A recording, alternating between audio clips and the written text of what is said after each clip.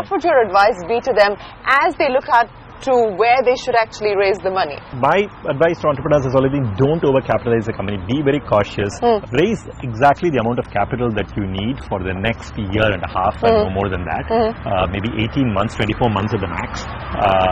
And always raise capital when you're down to less than about a year to 9 months. You have to go raise again. So you always need to have enough money in the bank, but not too much. You founded Junglee and then sold it to Amazon, founded Cosmix and sold it to Walmart. So it's obviously specific to individual companies.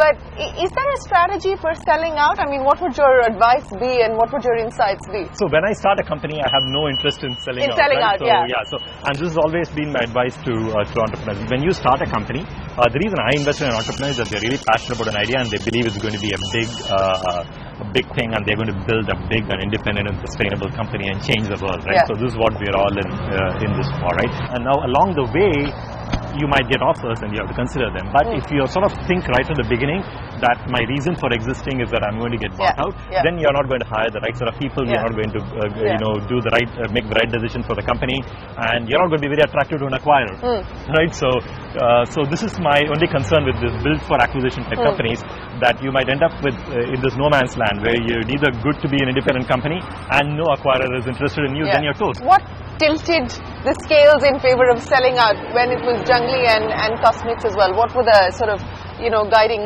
principles in that sense? Well, the biggest guiding principle for me is that when I start a company, I have a vision. I want to bring a certain product or service to the market and have people use it.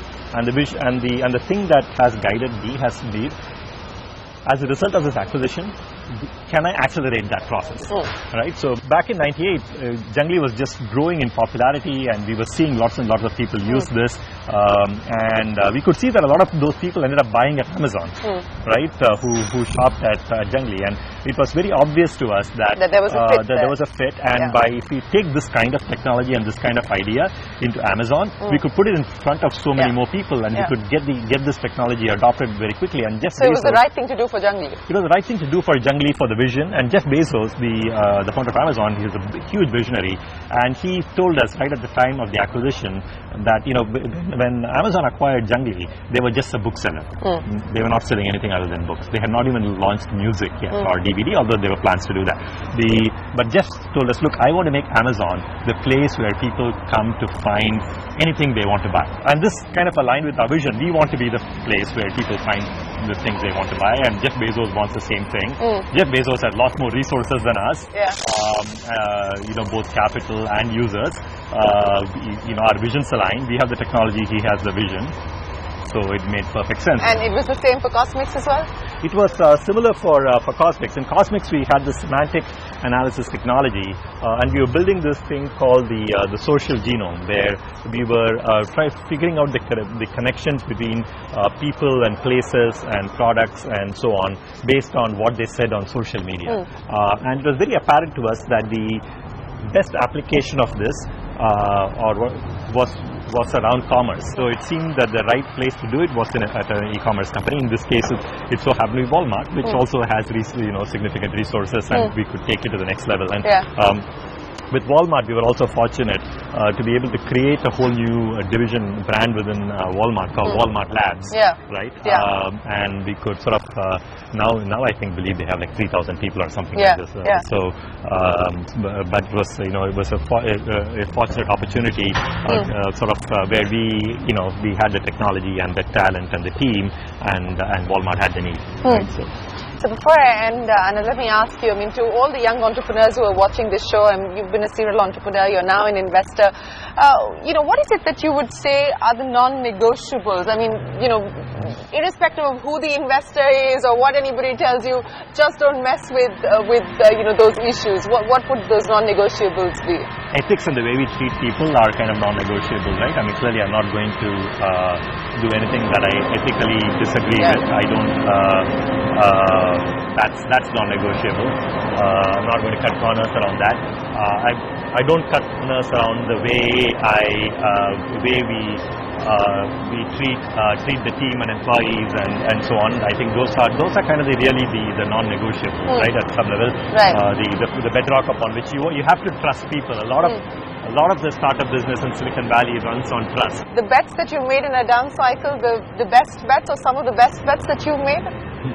In the down cycle, yeah. I absolutely made my best bets in a down cycle. For example, back in 2000,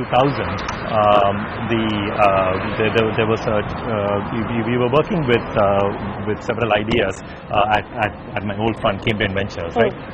One of those ideas, we were working with a team of 2 people back then, and one of the ideas we were exploring is having humans and computers work together to solve problems. But that team, those 2 founders, also at the same time happened to be working on a slightly different idea around how to help advertisers, get best bang for their buck from Google ads, from search engine marketing, which had just come out at the time. Right. And so we invested in that company in 2000, 2001, which was really the bottom of the market, because we really believed that was important. And that company ended up being growing and doing really well.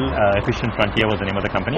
They were acquired by Adobe for over $400 million several years ago. So that was a bet that we made. And another company that we invested in that was kind of in the downturn was this company called Aster Data. They were one of the early big data companies, and we existed before the term big data was invented. And they were trying to combine SQL and MapReduce and do all this and bring this to the enterprise. And there's a couple of students out of Stanford. We seed funded that company.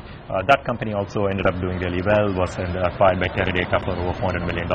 So basically, you bet on great entrepreneurs developing really interesting things in the downturn, and when the upturn comes, you sow in the downturn and you reap in the up market.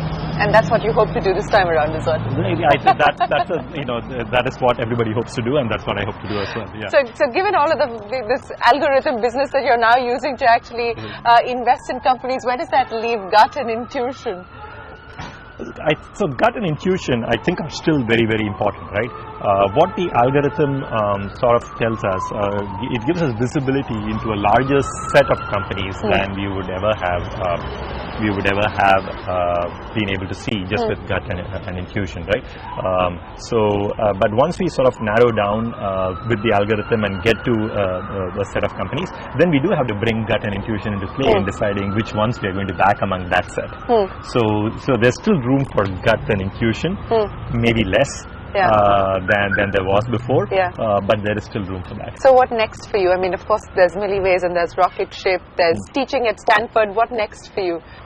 One of the interesting things about Silicon Valley is you never know what the future holds. All I want to be doing Back to entrepreneurship, maybe? All I want to be doing is to do something interesting and reinvent the world. Small ambitions. So I don't know, to be honest. I feel that in a certain way what we're doing with Rocket Ship is actually I'm being an entrepreneur because it's a small fund. We are sort of reinventing the way venture capital is done. So I'm an entrepreneur. I'm an entrepreneurial VC is the way I think about it. But this is a startup. Rocket Ship is a small fund. It's a startup. We are trying to prove a point that you can use data and algorithms to change the way VC works. So it sort of blends three things that I really love. Data, entrepreneurship, and venture capital. They're all blended together in Rocket Ship. Well, Anand, thank you very much for joining us on Young Techs, and we hope you do reinvent the world one company at a time. It's been an absolute pleasure speaking with you. Thank you so much for your time. My pleasure. Thank you very much. With that, it is time for us to wrap up this special edition of Young Techs from the Valley. From all of us here, goodbye. Many thanks for watching.